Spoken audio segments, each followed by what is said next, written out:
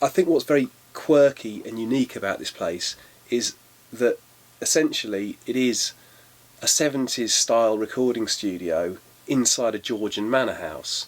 And when you open the door into the studio, which is just sort of off the main hall of the house, which looks like a completely standard Georgian entrance hall, it immediately feels odd, but somehow quite right, you know.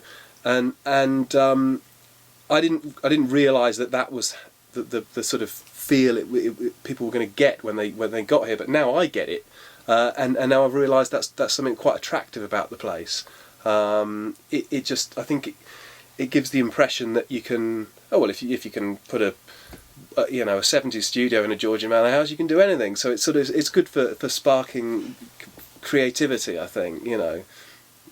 I think the best thing about the studio, well, probably the biggest draw for people who look at our website and, you know, and they're considering a studio, to be fair, it's probably the desk. You know, if you're technically minded, that's probably why a lot of people sort of, you know, take a first proper look.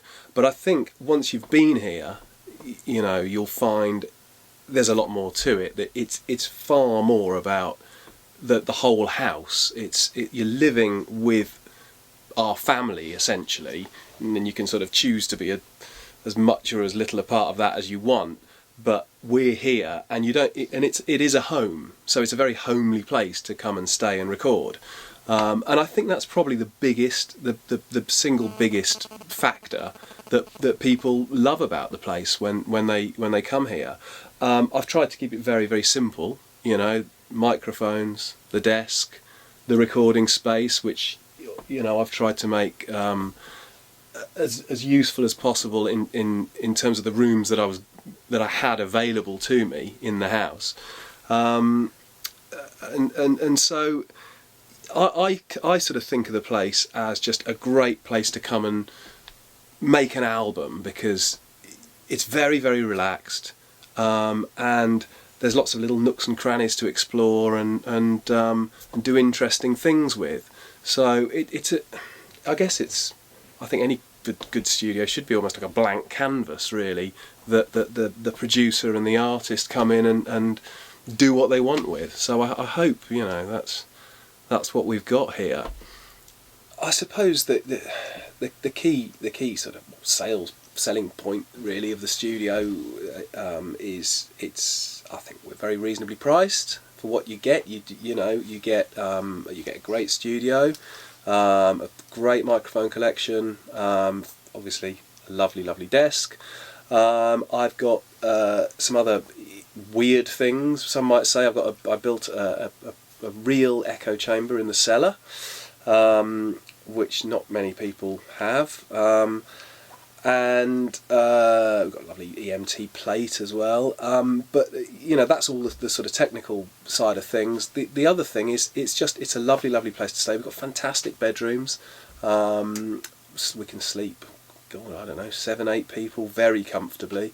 And we've got nice sort of chill out space, which is actually in a different part. It's just sort of a few steps down the garden, but there's a really nice, completely self-contained chalet, shall we say. I won't say shed, but it actually used to be an indoor swimming pool, which I covered over and turned into a sort of nice chill out space for bands. And you've got your pool table and your old arcade machine, and there's a little kitchen there, so, you know, people can self cater. They can or we can provide lunch, and we do breakfast as part of the day rate anyway, but if people want lunch and dinner, we can sort that out as well.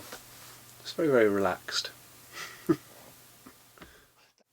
In a way, the simpler the setup, but the better the gear, the easier it is to maintain. And it's great because people can turn up and you know, you don't have to say, I'm really sorry, but this doesn't work, that doesn't work. You know, everything works. You know, and it's really good because, the longer we've been up and running, the better the class of engineer and producer that are coming in, and it's so important to them, and they need everything to work. So whenever I've got a bit of downtime, which isn't that often at the moment, but I'm anything that does need a bit of a tweak, that's the first thing on my list, because I want everything to be working when people turn up. Really, I think it's really easy to.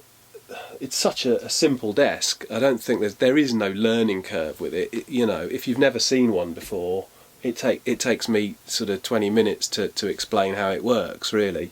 But it's still very flexible with in what it can do if you're tracking. I'm not claiming it's the world's best desk for mixing an album in this day and age, although they did a perfectly good job back in the day. This one's from 1972, and I can think of a few good albums that were made around then and would have been mixed on one of these as well. So personally, I don't find it limiting to mix on it, but a lot of people wouldn't consider it. I've got a really nice selection of old microphones, so I don't often hear something coming through this desk and into these speakers that hasn't already passed through like an AKG C12 or an old Valve Lomo or something like that. So I'm always hearing a combination of all of those things. But I think it's the famous thing about the Neve transformers, I think, more than anything else. And what's great about having a whole desk is if you choose to, you don't just have to go through the mic preamps. A lot of studios will have a rack of 1073s, something like that. But you're just getting your sort of transformer in and your transformer out. There's hundreds of transformers in this thing, and if you want, you can. There's the compressors here, and of course all the line amps have all got the Neve transformers as well. So if you, for example, if you've got 3 mics on a guitar cab, and you've got them coming through 3 different channels, and then you sum them to one of the groups, of which I have a grand total of 4 on here. Then they're coming together and they're going through more Neve transformers, and all your harmonic distortion builds up, and you just get that sort of famous Neve warmth, I suppose, and that everybody loves. Yeah, I am self-taught as an engineer. Well, that's if you don't count you picking up tips from some of the brilliant engineers and producers I've been lucky enough to work alongside. But yeah, I am self-taught, but I did it over a very, very long period of time, sort of as a I kind of started recording as a hobby, mates and myself and sort of friends, bands, that kind of thing. And then I sort of did a brief period of I did a lot of location recording when I was living in London, which I really enjoyed and I thought was a really good idea, because there's some fantastic spaces acoustically that it can cost next to nothing. But I found quite hard it was quite difficult to persuade bands that was a good idea rather than just going to a studio. So yeah, I am self-taught, but it was done over a very long period of time, and eventually I'd amassed so much gear, sort of old mics and stuff, that all my friends, people who were session musicians and stuff, were just sort of saying, just do it, just open a studio, you've got all of this stuff. And so about the only thing I didn't have was the desk, and that it all kind of came together. I got the desk from the University of Surrey, and it came from their Tonmeister course, their very famous audio engineering course, and that apparently they had it from its birth in 1972. So I'm sure many top engineers and producers were taught on this desk.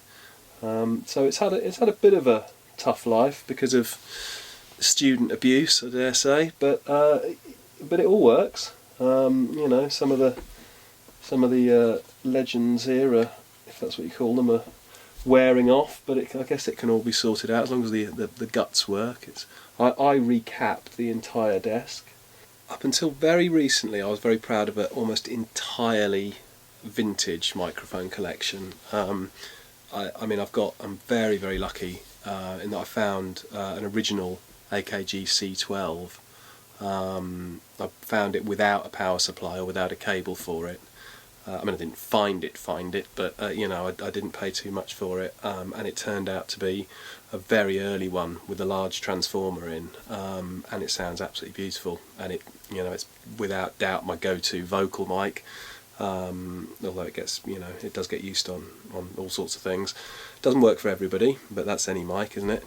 I've got sort of the sister to that one is this. I've got a C28, which is kind of almost like a very early Vale version of a 451, but it's exactly the same circuit as a C12, same valve, same circuit, different capsule, sort of end firing, and great on acoustic guitar, really nice. I've got some of the weirder ones. I've got a pair of beautiful Russian Lomo 19A9 microphones, which you don't see very often, but I think are fantastic.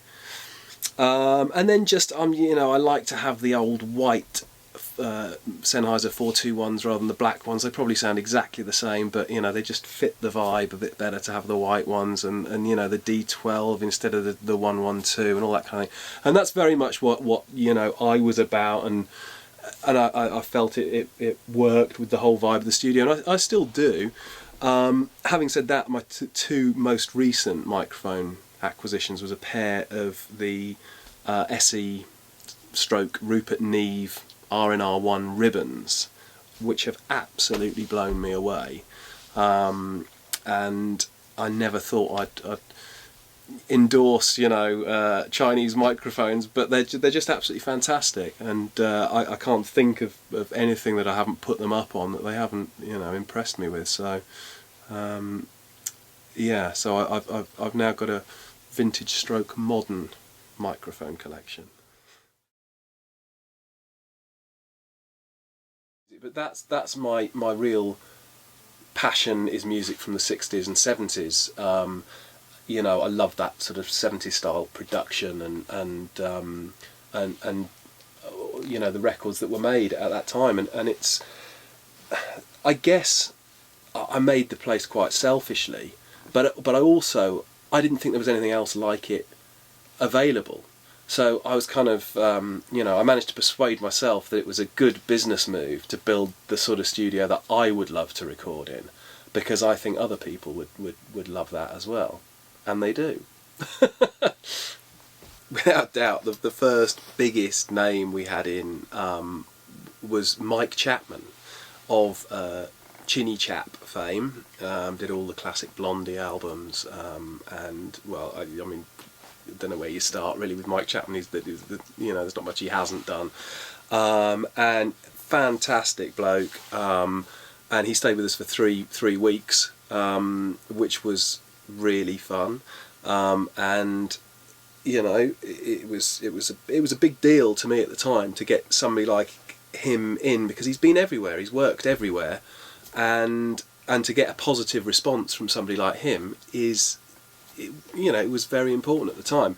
I mean, since Mike came in, I've had Tony Platt come and produce an album here, who, you know, Tony's a real sort of one of my big heroes, mainly because of his sort of work with AC/DC, but it was great to sort of pick up a few tips from him. He also loved the place, you know, and again, of course, Tony would have been to, you know, the best studios in the world. I don't think any of these sort of producers and engineers would sort of try and tell me that, you know, I'm doing something better than Compass Point or where have you, but there's obviously something like that you know, they like about the place, and I think it's quite hard to pin down what it is. I mean, it has to be you know, a lot of different things all put together that make it work. You know, from a purely technical point of view, I would say it's quite a simple studio in that, you know, I'm passionate about mics, the desk, and, you know, a few compressors really, not you know, thousands of plugins. Probably for that reason, when it comes to artists, we tend to attract I guess, musicians who play instruments rather than musicians who program computers, you know, and program beats and that sort of thing, which is great for me because I like to hear instruments being played, you know. So we tend to get, I suppose, quite a lot of guitar bands. We get, because we've got a lovely piano, we've got the old Bechstein. We get, you know, quite a few piano projects, which is great, you know. I think, you know, someone would be a fool to look at our website and think that's the perfect place to produce my next, you know, Ibiza dance album, because it's clearly not, you know. Alright, we're going? Alright, so this room here is by far the biggest room we've got that's available for recording in. It's got a lovely old Bechstein Grand here, sort of similar to the one they had. It's a Bechstein B. It's very similar to the one at Trident that, you know, Queen did all their stuff on, and I think Elton John used a Bechstein B on all his early stuff. Whirly there. And this big room here is straight off the main live area. So if I want a nice big drum sound, I just crack open this door here and get some room mics out there. Instant John Bonham. So this is where I'd ordinarily put a drum kit, unless you want very, very dead, in which case a booth. You can clearly see through to the control room through there. Lots and lots of tie lines. We've got Hammond in the corner, Leslie tucked away in a cupboard out of the way. A few screens made by me, like lots of other things in the studio. What else have we got? Good, nice big window through to the larger of the two booths, and smaller one here, so everyone can see each other.